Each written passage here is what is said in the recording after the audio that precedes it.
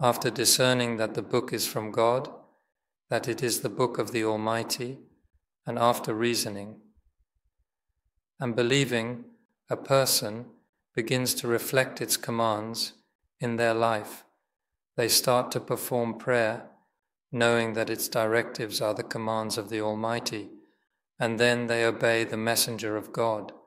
In other words, even the tradition of the Prophet is a process that unfolds after establishing the truth that the book is from God. Because we say yes to obeying the messenger of God, for what reason? Due to the command of the Almighty, obey the messenger of God, follow the commands of God.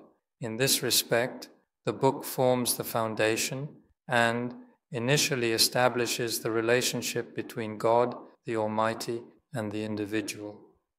Indeed, you can see that converts always act in this way.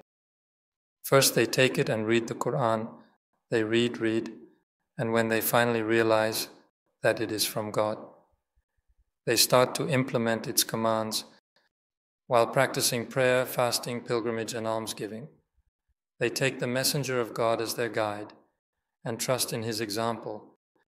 Due to the command of the Almighty, the servant who initiates the process by realizing the truth that the book is from the Almighty, then continues with the book guiding them in their life with its commands and prohibitions, and by following the messenger of God